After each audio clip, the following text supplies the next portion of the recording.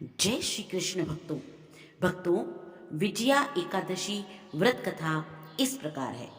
धर्मराज युधिष्ठिर बोले, हे जनार्दन, फाल्गुन मास के कृष्ण पक्ष की एकादशी का क्या नाम है तथा उसकी विधि क्या है? कृपा करके आप मुझे बतलाइए। श्री भगवान बोले, हे राजन, फाल्गुन मास के कृष्ण पक्ष की एकादशी का नाम विजया एकादशी है। इसके व्रत के प्रभाव से मनुष्य को विजय प्राप्त होती है। यह सब व्रतों में उत्तम व्रत है। इस विजया एकादशी के महात्म्य के श्रवण व पठन से समस्त पापों का नाश हो जाता है। एक समय देवर्षि नारद जी के जगत पिता ब्रह्मा जी से कहा, हे महाराज, आप मुझसे फाल्गुन मास के कृष्ण पक्ष की एकादशी का विधान कहिए। ब्रह्मा जी कहने लगे, हे नारद, विजया एकादशी का व्रत पुराने तथा नए पापों का नाश करने वाला है।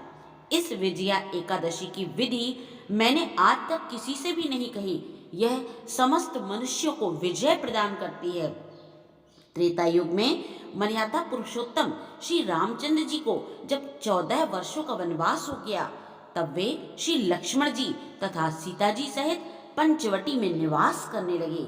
वहां पर दुष्ट रावण ने जब सीता जी का हरण किया, तब इस समाचार से श्री रामचंद्र जी तथा लक्ष्मण अत्यंत व्याकुल हुए और सीता जी की खोज में चल दिए।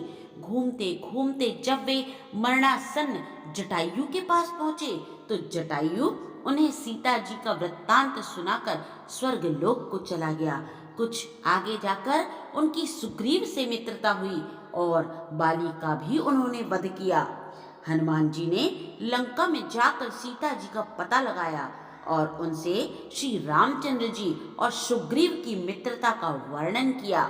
वहां से लौटकर हनुमान जी ने भगवान श्री राम के पास आकर सब समाचार कह डाला।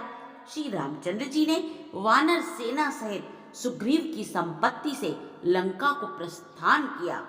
जब श्री रामचंद्र जी समुद्र के किनारे पहुंचे, तब उन्होंने मगरमच्छ आदि से युक्त उस अगाध समुद्र को देखकर लक्ष्मण जी से कहा कि इस समुद्र को हम किस प्रकार पार करेंगे।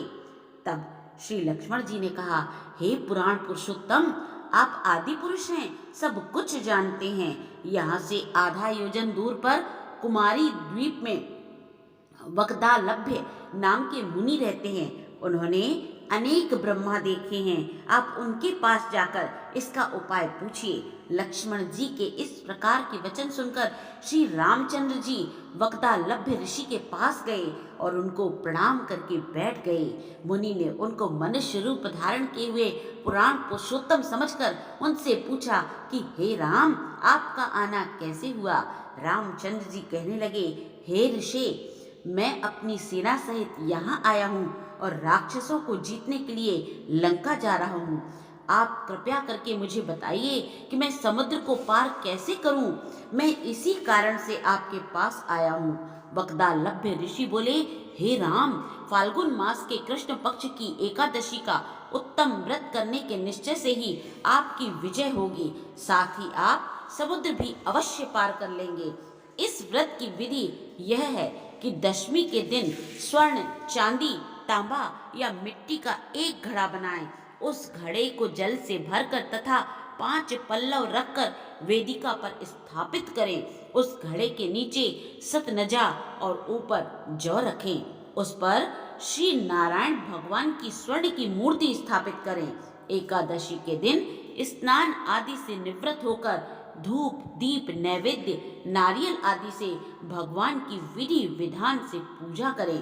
तत्पश्चात घड़े के सामने बैठकर दिन व्यतीत करें और रात्रि को भी उसी प्रकार बैठे रहकर जागरण करें। द्वादशी के दिन नित्य नियम से निवृत्त होकर उस घड़े को ब्राह्मण को दे देवे। हे राम, यदि तुम भी इस व्रत को सेनापतियों सहित करोगे तो तुम्हारी विजय अवश्य होगी। श्री रामचंद्र जी ने ऋषि के कथनानुसार इस व्रत को किया और इसके प्रभाव से दैत्यों पर विजय प्राप्त की। अतः हे राजन, जो कोई मनुष्य विधि पूर्वक इस व्रत को करेगा, दोनों लोकों में उसकी अवश्य ही विजय होगी। श्री ब्रह्मा जी ने नारद जी से कहा था, हे पुत्र, जो कोई इस व्रत के महात्म्य को पढ़ता या सुनता है, उसको उसको वाजपेयी यज्ञ का फल प्राप्त होता है। तो भक्तों, जिस प्रकार से भगवान राम की मनोकामना पूर्ण हुई, इसी प्रकार से आप सभी की भी मनोकामना पूर्ण होए। बोलिए श्री विष्णु भगवान की जय।